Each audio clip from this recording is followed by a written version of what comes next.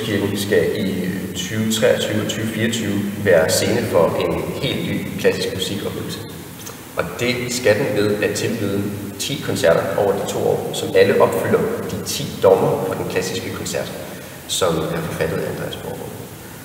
Det skal være med til at gøre klassiske koncerter mere jordnære, så man ikke har en indforstået og mindre respektfuld oplevelse af sit publikum, men at man giver dem information baseret på musikken, men også på sit eget følelsesregister. Hvad er musikken for mig som musiker? Det har meget at gøre med, hvad musikken måske kunne være for dig som publikum. Og derfor er det for mig vigtigt at skrue op for den affektive resonans, som der skal være hos enhver musiker, som der helt sikkert er. At vi forbinder en masse tanker og følelser med den musik, vi oplever. Men det skal vi turde give videre til publikum i form af ord og mundtligt præsentere vores musik for dem, der er kommet for at høre det. Andet end at stikke dem i et koncertprogram og forvente, at de forstår, hvornår Mozart blev født, eller hvorfor det er skruet sådan sammen, som det er. Vi er nødt til at give dem en idé om, hvorfor det her overhovedet er vigtigt for os, for at have et udgangspunkt for, hvorfor klassisk musik overhovedet skal være vigtigt for dem, der kommer op med.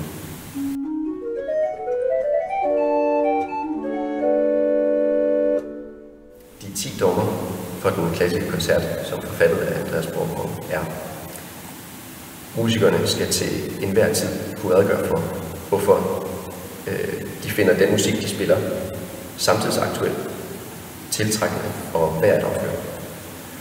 Musikerne skal mundtligt præsentere musikken, og de står personligt til regnskab for den mundtlige præsentation. Benævnelse af leksikale fakta om komponister eller musikken er kun tilladt, hvis det siger noget om musikkens udtryk.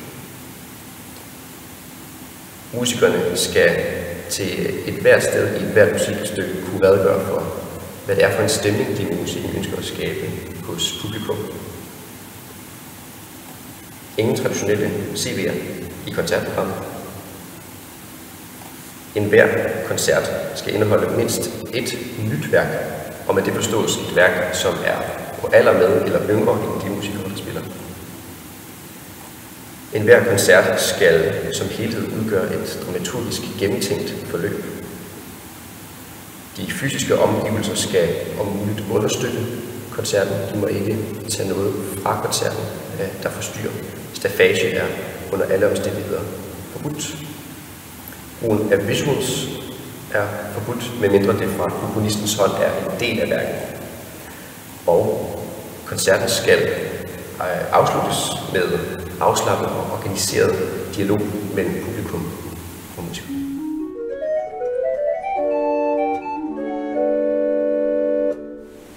Andreas Borggaard har skrevet de her 10 dogmer, og jeg synes, det er et meget interessant forsøg på at få vendt musikkulturen herhjemme, hvor jeg er enig med Sebastian, at der er en masse indforståethed omkring musikken, og i virkeligheden meget et stort fokus til på formen omkring musikken, og har der en indhold.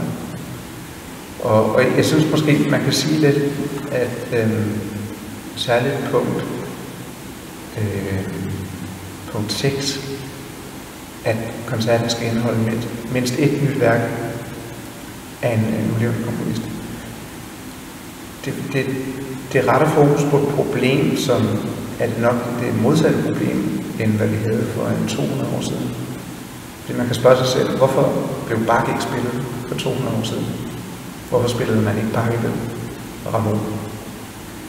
Det er jo faktisk, fordi man hele tiden spillede ny musik i det tyske musikliv, også i det danske. Men i dag, der spiller vi spiller ikke særlig ny musik, og vi spiller det egentlig kun, hvis vi skal. Men hvis musikerne er nødt til at vælge noget, som de forstår, så vil det også tvinge komponisterne til at skrive musik, som rummer et potentiale for danskeren 2022 eller 2024, som den dansker kan spejle sig i, forstå sig i. Og det fokus, synes jeg godt, der kunne være mere af i ny musik. Enhver koncert nummer 7 skal som helhed udgøre et dramaturgisk gennemtænkt forløb. Du er ikke den eneste komponist til afslutningskoncerten, så der er måske en stor spænding i at se, om det måske bliver et gennemtænkt forløb af koncertens helhed, afslutningskoncerten. Men det er måske lidt for vagt også, når du ikke kender de andre komponister, som jeg skal have på ud. Dogme 7 er meget interessant, fordi den på en eller anden måde genføder en wagneriansk gesamttanke. Forbinder rum, musik og indhold. Når der er flere komponister på samme koncert, så tror jeg egentlig, det bliver et problem. For hvis vi hver især forholder os til rummet, så vil den udgøre en rød tråd. Så det tror jeg er et meget spændende dogme på.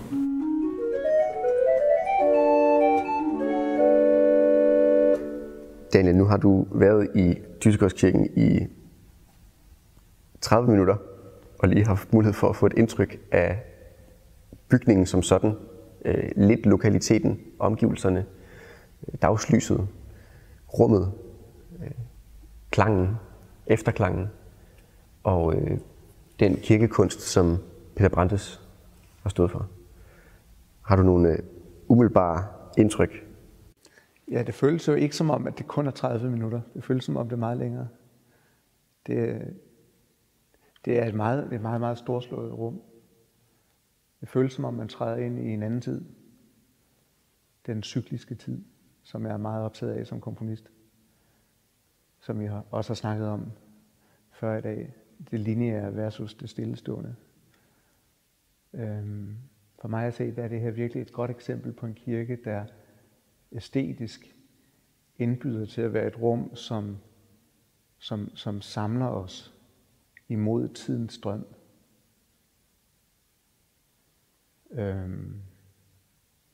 Meget musik er jo lineær. Går fra A til B.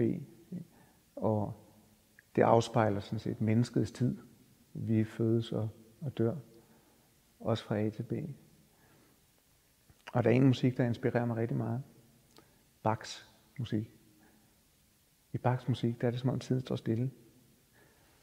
Og det er lidt ligesom om, at som her, når jeg går rundt om den blindfødte, som stiger på sig selv i mosaikken, så bliver han ved med at være den samme, uanset fra hvilken vinkel jeg kigger på Peter Brandes værk.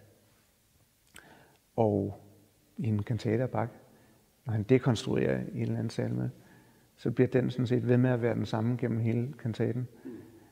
Og man kunne sådan set, altså der er ikke nogen kronologisk vigtighed i, at tingene foregår i den rækkefølge. Altså, så kan man også se i Bachs arbejde, at han kan sådan set skifte rundt på sektionerne. Og det kan man også se i satserne, altså i intrasatserne, at materialet bliver ved, altså uforanderligt. Det bliver ved med at være det samme. Så det er lidt som om man går rundt om noget arkitektonisk. Altså det er den følelse, der vækker mig, når jeg er her. Altså jeg får lyst til at gå den vej. En interessant betragtning med, at det står stille herinde. Også at det føles som om, at 30 minutter måske faktisk er længere tid. Man føler sig hurtigt hjemme. Her har jeg oplevet mange sige og ytre til koncerter eller andre arrangementer, at man træder ind, og så er man faktisk afslappet med det samme. Og det tror jeg måske er minimalismen, som er så afbalanceret her, at de ting, der er, står utrolig stærkt, men at der ikke er alt for meget, der forstyrrer. Jamen det er jo det, den der renhed minder mig om, nu er min kone er læge, at kirurger, de har de her hvide kitler på, fordi at så fremstår det plettede mere synligt. Og her, det er så rent, at blodpletterne, som jo er hist og pist i mosaikkerne, de er meget, meget stærke. Ja, men er det klinisk herinde? Altså er det sådan sterilt? Ja, okay. Det nævnte jeg ikke som et nødvendigvis positivt ladet ord. Men klinisk som kontrast til det plettede. Ja, hvor vi så måske som menighed, når der er gudstjeneste, er deplettet, altså er tyven, synderen, skønen, morderen, altså synderen i den betragtning, ikke sandt? At vi er dem, der har brug for. Men det er jo meget tydeligt her, altså alene det der bønnefald er jo meget, meget stærkt i sin enkelhed. Ja. Så jeg opfatter ikke den der fredfyldthed.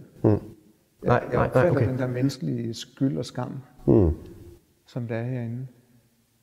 Og også interessant, altså fordi jeg opfatter det som stillestående på den der bakske måde.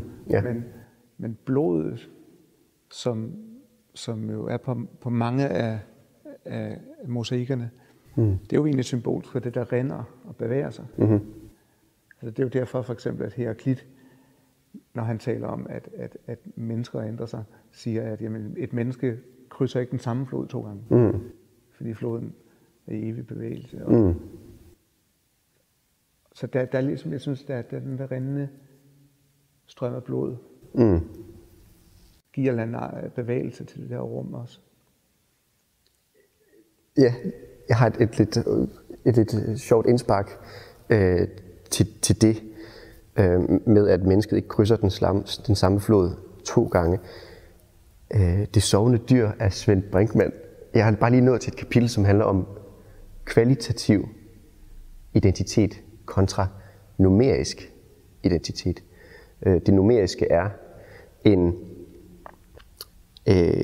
entitet, en struktur, en figur, måske en person, som selvom vi finder en tro kopi, en enægget tvilling, eller udvikler teknologi, som kan skabe en androide, som er netop det produkt molekylært, så er vi ikke det samme. Det er ikke det samme objekt, der står foran os, som det vi har mistet.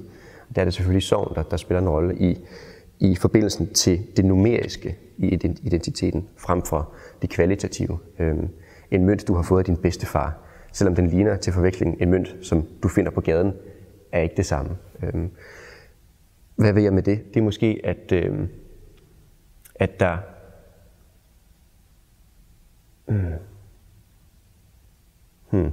Altså alterbilledet her er det samme, og det er det jo hver søndag. Men, ja. Men det vækker så meget, det åbner så meget for fortolkning, at det gennemgår hele tiden nye skikkelser. Det er måske der klinisk kan blive en fordel. Altså at det er det samme, at det er den renhed, vi oplever hver gang vi kommer i kirken. Den blev renoveret nogle år tilbage, men nu står den forholdsvis stærkt, og det der skal ske er måske en klat hvid maling rundt omkring, ikke sandt? Men ellers så bliver der ikke lagt op til, at vi skal have smidt noget på væggene eller noget.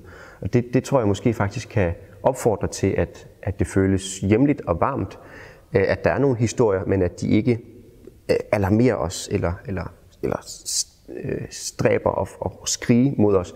Man kan sagtens sidde her til dåbsgudstjeneste, selvom Maria Magdalene står under Jesu fødder, efter han er død på korset. Sagtens. Altså vi kan sagtens være her, selvom The Passion, selvom Jesus bliver ofret i de her musikker. Og der ligger der også et teologisk flow, et dramaturgisk gennemtænkt forløb, hvis jeg skal bruge et udtryk fra dommerne. Der er jo The Passion, der er korsfæstelsen, der er den ypperste præstelige bøn i Getsemane, og der er Jesu mor ved Jesu fødder, og måske graven her faktisk. Men så er der også dryp af andre historier fra Bibelen. Jesu dåb, og han helbreder den blindfødte, som varmer lidt i forhold til det meget smertefulde ved korsfæstelsen og Jesu død. Men opstandelsen ligger her også. Det er den første, vi møder. Og nu nævnte du selv alter, tæppet. Ikke maleri, det er vævet. Og for mig at se, er det bestemt et opstandelsesmoment. Jeg hælder mest til, at det er en kvinde, som betragter den tomme grav. En kvinde klædt i hvidt, eller måske faktisk emmer af det lys, som strømmer ud af graven fra den engel, der sidder derinde og siger, at Jesus han er her ikke. Og så morgenrøden, der stiger op. Det var jo tidligt om morgenen, at kvinderne løb ud til graven. Når vi så er færdige med at være inde i det her rum, til musik, til fordybelse, til meditation, til leg eller til fordybelse i gudstjenesten, så går vi ud, og det er faktisk i evigheden, vi går ud. Den kirkeport, der er mellem kirkedøren og kirkerummet, den er en meget, meget tung port, som er bemalet med guld. Og den skal vi presse åben med al vores kraft for at komme ud i evigheden. Det er der, vi skal ud. Vi skal søge evigheden. Det er jo det, der er så interessant. Det står i konflikt til det, jeg lige sagde med, at jeg egentlig fandt evigheden herinde. Nå ja. jo. I kontrast til det rindende blod. Og jeg så jo altså blodårene på porten. Sådan så jeg egentlig. Det, som du så siger, er livstræet såre, eller organiske år. Ikke? Det er meget interessant, fordi måske er der mere bevægelse herinde, og mere evighed udenfor. Det kunne godt være, men det kunne også godt være, at det afgrænsede evigheden til at være inde i det rum, hvor vi er i forbindelse med det guddommelige. Fordi på den anden side af porten er den lidt metallisk og lidt bar, virker lidt som en bankfilial. Meget, meget tung og stabil, vægtet, et stærkt fundament, men ikke så guddommelig måske. Men det er netop i det, at vi forbinder det her gudshus med hele verden. Og det koncept kan jeg godt lide, at vi bryder med, at herinde er vi hellige, og herinde kan vi være lidt ekstra fromme og se hinanden i øjnene. Og ja, du er også from, ja, det ved jeg godt. At det bliver ødelagt lidt, fordi evigheden egentlig er uden for kirkeporten. Det er der, vi har opgaven for at møde vores næste med den kærlighed, vi så forhåbentlig får forkyndt i kirken gennem salmer og prædiken og tekster. Ja. Så bestemt for mig at se, gennemtænkt dramaturgisk forløb i selve arkitekturen og kirkekunsten. Men alene det, at vi kan snakke om det på den måde nu, og den splittelse, det vækker i vores tolkninger af det, det er jo spænding. Det er jo det, der vækker. Det rummer jo potentialet til kunst, fordi det jo også beror på spænding. Ja, jo helt sikkert. Så det er meget inspirerende, sådan set, at der er de der, som Niels Bohr sagde, ikke, at det modsatte af en sandhed er jo meget vel en anden sandhed. Ja, jo helt sikkert. Og det kan sagtens være på spil her. Ja. Det menneskelige versus evigheden, måske i det værk, jeg skriver. Ja, og du spurgte mig, efter du havde betragtet kirkerummet i cirka 7 sekunder, hvad jeg forstod ved det store altertæppe. Og der kom jeg med i hvert fald 3-4 eksempler på, hvad det kunne være. Så der er plads til fortolkning herinde. Det er ikke på den måde sat i relief, så der ikke er nogen mulighed for refleksion eller debat, diskussion. Så det åbner op. Jeg spurgte til det, at jeg har forstået Peter Brandt, ellers havde nogle konkrete tanker med mange af musikerne. Det kunne godt være, at der var en konkret tanke bag alter, men måske skulle man også i virkeligheden så gå imod den idé, at ville sætte ord på det hele. Altså den der lyst, den iver, vi har til at sætte ord på det hele. Og måske skal vi lade alteret være, som det er, uden at forsøge at knytte tolkninger til. Det er en kvinde, som vi ikke, eller en mand, som vi ikke ved, hvem er. Det får mig til at tænke på et af de andre dogmer der, med at redegøre for en musikalsk stemning. Fordi det er ikke sikkert, at man altid kan gøre det jo. Nej, det er rigtigt. Samtidig er der noget, som er uforståeligt, og som har en funktion i at være uforståelig. Eller som ikke kan formuleres. Nemlig, og som kun kan ødelægges ved at formuleres. Som er forstået. Det kan være af musikeren eller af komponisten for den sags skyld. Men som bare ikke, som ikke kan... Som kan miste sin mystik. Det er også et interessant koncept, at noget ved at blive sagt, ligesom kan forsvinde, eller den magiske del ved det kan blive elimineret, hvis det bliver sagt. Ikke? Det er der ikke så meget af i kristendommen, at man kan få noget til at krakelere, hvis bare man siger det. Der er ikke den der magi, ligesom der er måske i sådan det magiske univers, at Harry Potter kan være en trylleformular, som ødelægger noget, som springer noget, eller he who must not be named, altså at hvis man siger Voldemort, at der så ligesom skulle være en djævelsk manifestation i de omgivelser, man befinder sig i. Men at noget musik tiltaler musikere nonverbalt, eller hvad skal man sige, at man i betragtning af et bestemt stykke musik ikke kan finde på noget at sige. Det må vi måske også tillade, og på den måde afvige en lille bitte smule fra det første dogme. Men hvis man bliver spurgt, fordi det er ikke sådan, at man skal sige alt om et musikstykke, alle ens betragtninger, men hvis man bliver spurgt, hør engang, det der stykke, det nævnte du godt nok ikke lige noget om til koncerten, men hvorfor er det tiltrækkende for dig? Så vil jeg da håbe, at man kunne sige måske noget teknisk om, det har nogle rigtig, rigtig spændende, altså jeg har valgt nogle særlige boostrøg, fordi jeg fandt, at fingersætningen inviterede til det, eller at jeg synes, det klinger fabelagtigt i den besætning. Altså så må der måske være nogle andre betragtninger, man kan sige om stykket, sådan mere teknisk, mere perifært. Jeg tænker nok på dogme 4. Okay, ja. Med stemningen i musikken. Ja. Det kan være svært at sige, hvad for en stemning skulle det alter væk i os. Ja. Det skulle nok forblive uudsagt. Ja.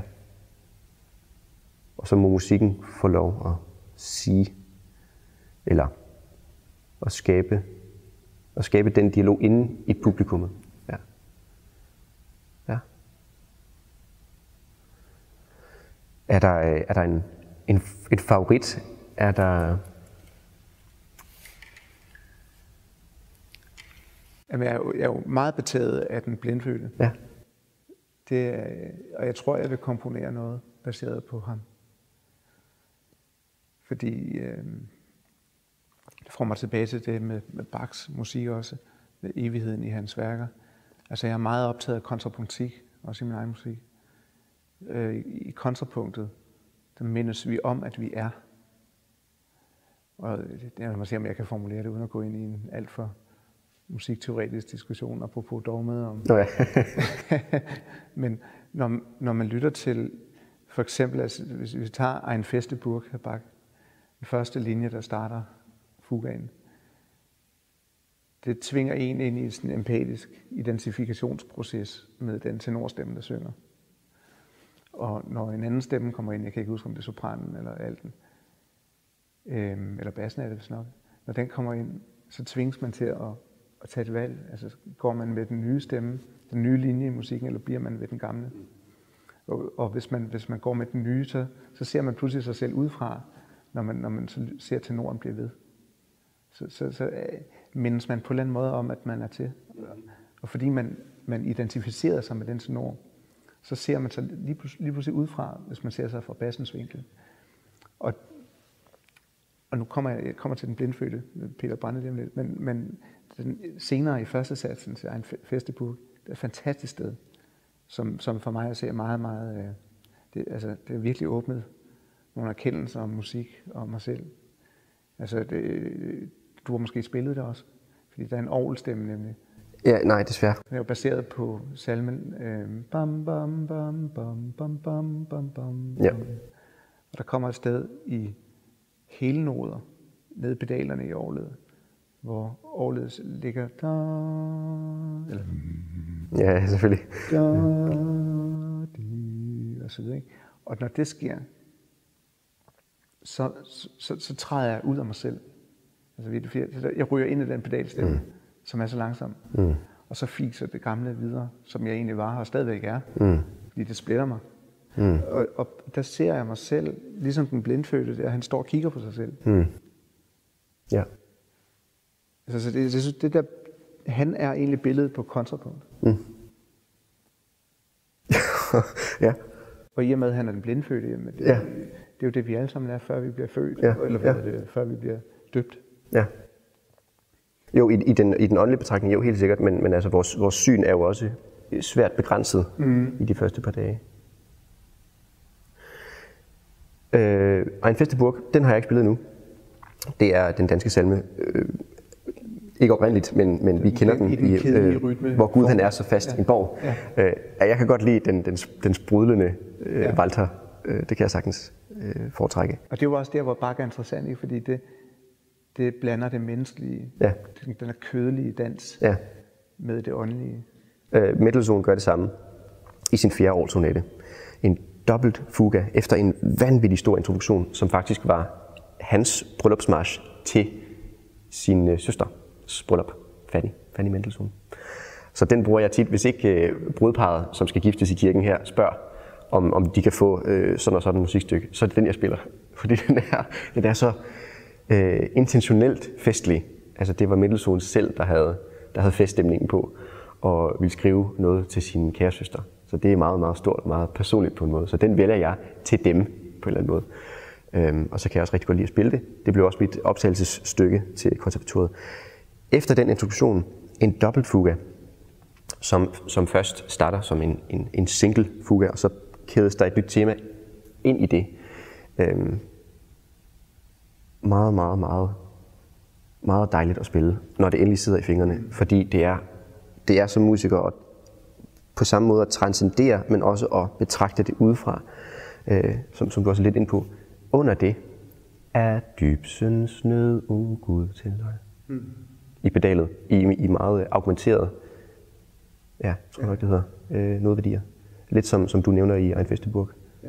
Vi betragter, vi skal træffe valget. Hvor vil vi hen? Vil vi have den meget, meget voldsomme, lidt pauke-inspirerede første fuga-tema, eller er vi tvunget til at høre efter i det dybe? Og så kommer anden fuga-satsen, som virkelig sætter kraft. Og når andet fuga indtræffer, så er det accelerando. Så der, altså, man overgiver sig til musik. Det er jo Mendelssohn har oplevet Bach. Tak Mendelssohn, ikke? Men Bach har også, ham skylder vi også noget. Ja. Det bliver interessant at se, nu ved jeg ikke, hvor stor en del af din sådan, kompositoriske proces jeg får lov at være. Ikke at det skal være nogen forudsætning, men det bliver, jeg glæder mig meget til at se, hvordan dit arbejde udfolder sig, og især selvfølgelig produktet også, hvordan det kommer til at spille ind i det her univers, som Dysegårdskirken skaber i kraft af sin arkitektur og lidt bastante form, og så de her guldklumper af mosaikker. Ja. Ja, det vækker en masse idéer i mig her. Også fordi over for renheden, der står der spændingen, som jeg snakker om, med det rindende blod. Men også konflikterne. Altså for eksempel det, at blodet er rødt, som vi kender det. Men så alligevel er der lige en mosaik, hvor det er blåt. Det ser blåt ud. Det vækker den der pulserende konflikt ind i os. Sådan på det ubevidste plan. Som er interessant at få med i musikken. Så